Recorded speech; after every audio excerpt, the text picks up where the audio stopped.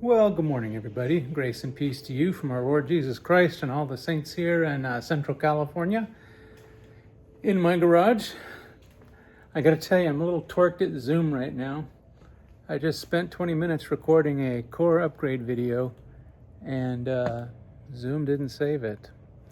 So, what am I going to talk about today? You guessed it, core upgrades. It's a beautiful, stormy, cloudy day here in California. We're getting ready to have some rain come in tonight, so can't wait for that. So yeah, like I said, what I'm going to talk about today is upgrading our core switch infrastructure. And I'm going to be doing that because, let me find a place to set you guys down so I can talk to you. I'm going to be doing that because I was asked to. We've been really good about upgrading our edge switches, upgrading our firewalls. We haven't been real good about upgrading our core switches because management has never really wanted to do it, because huge swaths of the campus will go down when we upgrade our core. Now, the main hospital is good. They're all cross-connected to one of two core switches, one or the other. We've got 4, so there's some that are cross-connected to these two, some that are cross-connected to these two. As long as one core, as long as 3 cores stay up, they're fine. As long as no more than 1 core goes down, they're fine. Well, depending on the order, 2 could go down, but we don't want that to happen. Anyway, hospitals cross-connected, they're not a problem. It's other buildings in our campus that we just don't have redundant fiber runs to.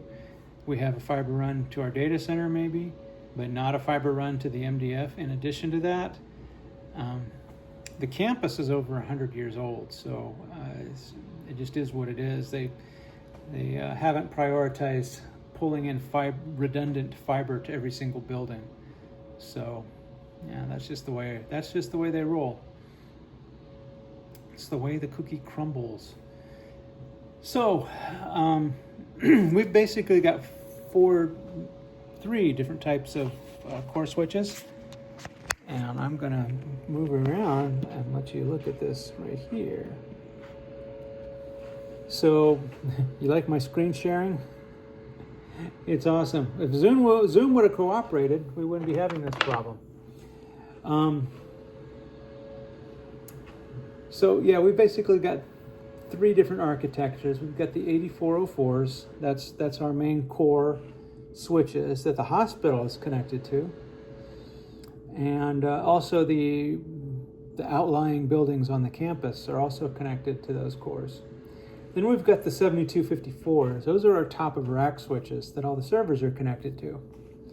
And then we've got the 7400s, which is what our WAN is. WAN's connected to that. So, and those are redundant. We've got 1 switch connects to AT&T, 1 switch connects to Comcast, and connects us back to the county. And that's basically our outside connection. Comes through those 2 right there. So my idea, see if I can do this without being too disruptive. My idea is to break this up into phases. Well, wait, before I get to that, I'm getting ahead of myself again. You can see I've got current version, intermediate version, and preferred version. Now, what does that mean? So the preferred version is what Extreme wishes we would be running on. They would prefer us to run on that. What it actually means, that's the support preferred release. That's the one support has found to be the most reliable and the most bug-free at this moment in time. And you can see we are way behind. We're on version 8.2. They want us to be up on 8.10. We can't go directly from 8.2 to 8.10. So we have to go through an intermediate version of 8.5. So that means it's going to be a 2-step upgrade for our 8404s and our 7254s. The 7400s are, dude, you're flying awful low out there. Our 7400s are almost up at the preferred release, because we had to upgrade those a couple years ago due to a bug that we discovered. We didn't discover the bug, but we discovered we had the bug that version fixed, so we had to upgrade that. Hang on one second. Sorry about that. I've been talking for 40 minutes straight. Thanks to Zoom. All right, I'll stop hating on Zoom now. So that's our upgrade path. Got mosquitoes in here. Let's go ahead and... This isn't the upgrade process, this is the plan. So my plan is to upgrade core switch 2 and 4 first. The reason is because those are just layer 2 switches. They don't do any routing. All the routing happens in core switch 1 and 3. So what I would like to do is upgrade core switch 2 and 4 to the intermediate level, and make sure they're working okay, make sure they're still talking to core switch 1 and 3 and talking to the rest of the hospital. And then I'll upgrade them to the final level. And again, make sure they're all working and talking to the hospital.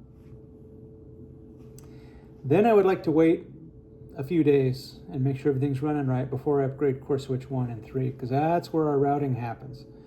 I'm going to double check with Extreme and make sure it is okay to do that.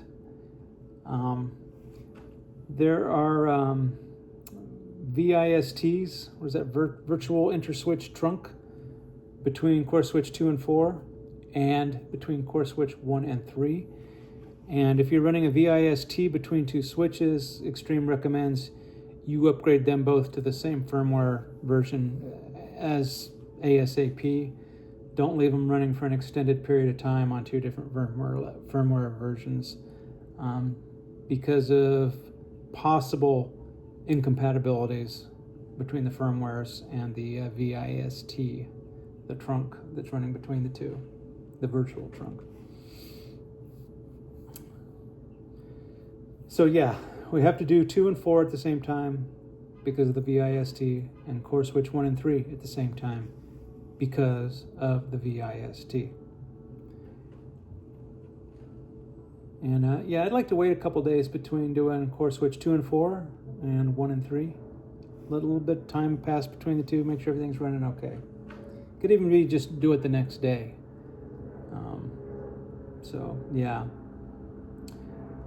And then we'll come back some amount of days later and do it all over again, do core switch 2 and 4. If everything worked okay the first time, then I don't see a need to wait. We'll upgrade to core switch 2 and 4, pause for a little bit, make sure everything's working, and then we'll upgrade core switch 1 and 3 on that same day, and then just monitor, make sure everything's working okay. That's my plan. And if you guys see any flaws in those plans, feel free to leave a comment. Let me know. If it was you, what would you do? Then we're going to move on to the top of rack switches. And these phases, they don't have to be in this order. They can be in any order, as far as I'm concerned. We don't have to do the core switches first. We can do the top of rack switches first. But again, top of rack switch 6 and 7 have a virtual interswitch trunk between the two. So we have to upgrade those two as a pair, as a set. And the same deal, upgrade to intermediate. If everything's working okay, I may just go ahead and upgrade to the same, to the final level that same day. But again, if this is the first ones we do, I'm going to do exactly what I said before. I'm going to wait a few days before we do the second upgrade and make sure everything is working okay. And then we'll, of course, finish up with top of rack switch 8 and 9. And the top of rack switches have our entire Nutanix infrastructure connected to them, which should stay up as long as we're only rebooting one switch at a time, because the Nutanixes are connected across 6 and 7, and then others are connected across 8 and 9. We don't have, stupid mosquitoes trying to get me. We don't have anything connected across 6 and 9 or 8 and 7. They're all 6 and 7 or 8 and 9. Then we've got some other assorted servers that are plugged into that. So we'll do those. And then we'll do the WAN switches. Those should be a little less dramatic because they're at a higher firmware level right now. And yeah, it's only going to be a one reboot for each of those. So we'll do one, and if everything's working, then great. We'll just do the other and call it good. And then the final one, phase 4, is the DR switches. The DR is our disaster recovery data center over across town, basically, at the county admin building. And if everything goes well on these switches, I'm going to save these till last. This one really will be phase 4. It'll be the last phase we do, because I would like to do those remotely. And we'll talk about doing remote firmware upgrades in just a minute and how Extremis kind of has a plan for that. And that mosquito is really coming after me. And I'm going after you, bud. Ah, gotcha. Mess with me in my crib. All right. Let me skip down. I'm going to skip past the green stuff and get down to the actual procedure. So how do we actually do an upgrade on these switches? So first thing you have to do is enable FTP on the switches. They aren't enabled by default. You have to enable it. So what they're doing is just telling you, I'm sorry, I'm getting right in the way, aren't I? I'll do it left-handed. What they're doing is just showing you, you can use the command show software to see what's there on the switch. I used that before I did anything, just to look at all the outdated software versions we had on there.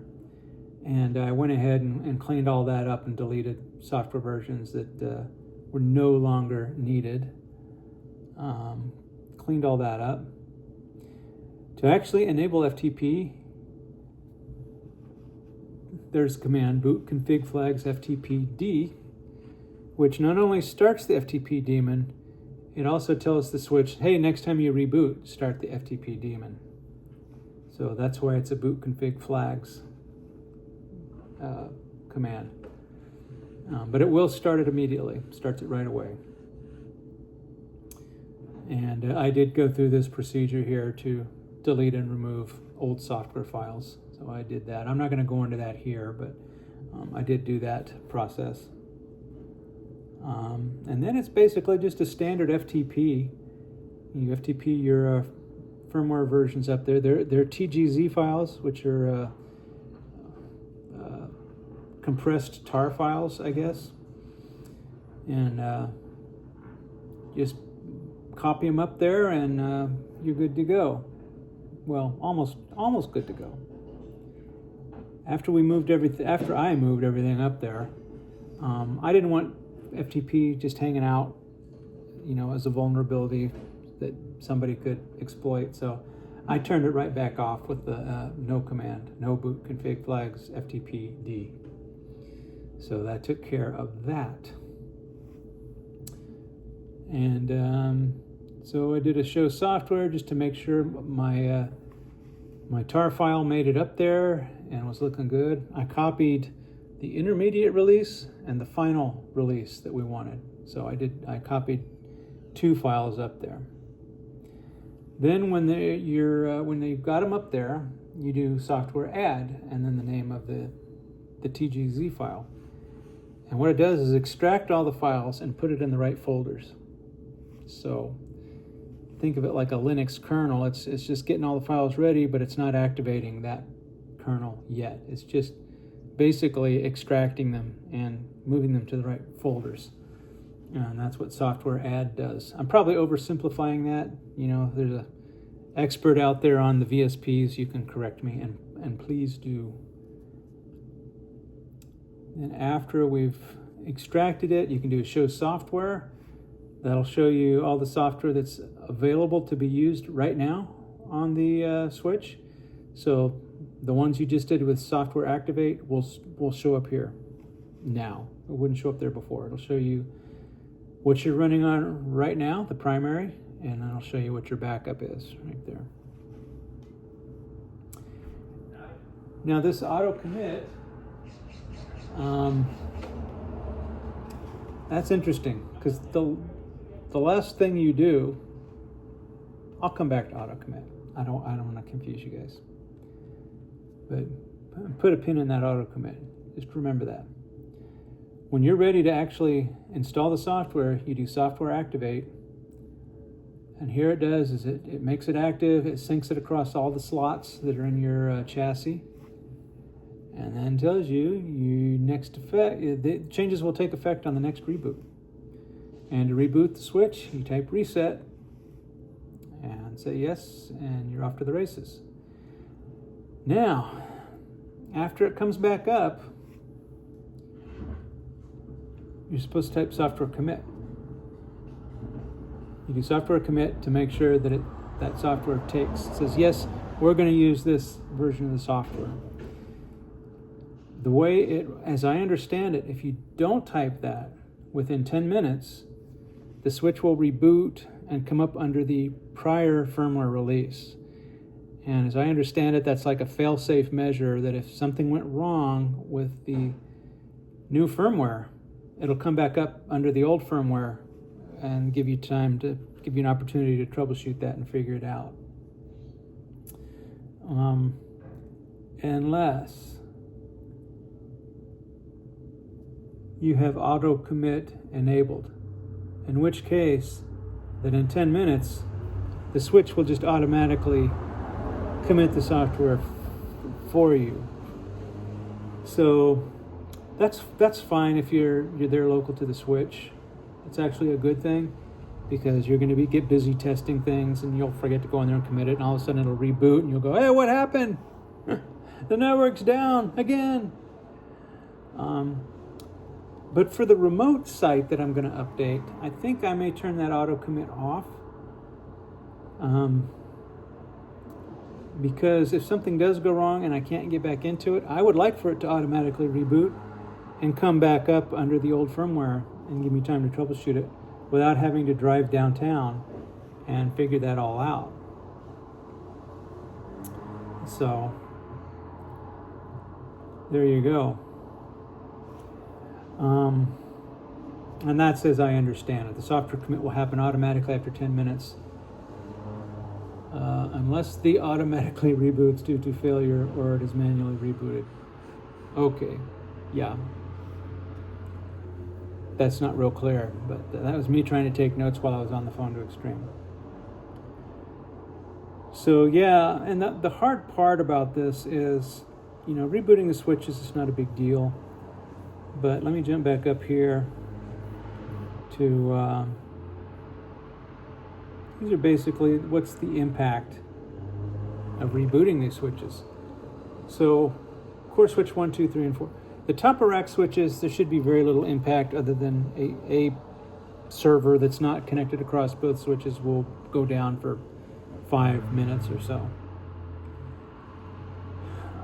And the same thing with the DR switches. And the WAN switches, same thing, it's got a redundant connection. Core switch 1, 2, 3, and 4 are kind of a different beast. Because we've got some things connected to those switches for which there are not redundant connections. Like these 110-year-old buildings called the towers. We've only got one pair of fiber going there from core switch 1. So if core switch 1 reboots, the towers are going to go down until core switch 1 comes back up again. Not a big deal, but it's an effect. Same thing with core switch 3. We'll lose our MRI trailer each time we reboot. It'll come back up, of course, in our pathology lab, where we do all our blood testing and urine testing and everything, every testing there is. That'll go down until the network comes back up. So we get 2 10-minute, theoretically, maybe 5-minute outages. Not a huge deal, but it's something that's scared management in the past. And core switch 2 is the monster. I mean, if that goes down, we've got 5 buildings in engineering that are going to go down. We have a pharmacy out at the sheriff's department that's going to go down. The medical examiners, which are in Benton Hall, will go down. And our cafeteria will lose connection, so they won't be able to take any payments during that reboot. And then core switch 4, there's a couple little things. There's a VoIP router and a orthopedic clinic, which if we do this on a weekend, the ortho clinic is closed on the weekend. So that's why we haven't updated these until now, and that's why management has always been a little worried. I'm trying to keep away from mosquitoes. Get this open again. And back off. There we go.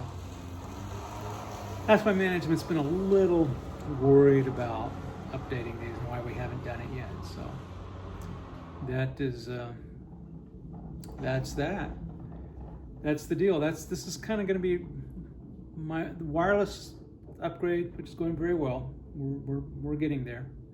We're over halfway done now. That's technically my last project, but realistically, this is my last project because we're going to do this after the holidays, starting in January. So, and then of course I retire in March. So they're a little panicky at the moment. And one of the things that I'm going to do, and some of the content I'm going to have, is going to involve this little beastie right here. This is my mobile HF radio, ham radio. And I've been having a lot of fun with this little thing lately. I never thought I would, but I actually am. Especially because I've been interfacing it to that guy. And using digital modes like FT8. You can look that up. And sorry. FT8 and something called Whisper, or WSPR, Weak Signal Propagation Report. And that's kind of it's more of a test of what your antenna can reach, out in the real world. You run this software on your laptop, it talks to the radio, and you configure your radio to broadcast on 5 watts. And then different digital stations across the world will pick it up, and you can actually see how far your antenna is reaching. So we'll be talking about that kind of stuff. So yeah. And then the other surprise is I can't really talk about yet because I got to make sure it's okay with management. But my job is going to be opening up to the whole outside world. So it's not going to be, internal promotion only. So I got to talk to them first. But the people have asked me, hey, how do I get a job like yours? Maybe you can have my job. I don't know. We'll see. But the bottom line is I'm not going anywhere. I'm retiring, but I'm still going to be doing techie stuff. It may change a little bit. But I'll still be talking about tech and doing some mentoring maybe. You have questions and answers about how to deal with a technical situation. I may not know your particular technology, but the rules of troubleshooting don't change. And thinking through a problem logically, sometimes illogically, sometimes using your gut, your very large gut. Sometimes that works. Sometimes prayer works for me. So anyway, bottom line is I'm not going anywhere. I'm gonna keep coming back every week and droning on mindlessly, just like I am now. So that's all I got for this week, guys. My voice is almost gone. I've been talking for well over 40 minutes now.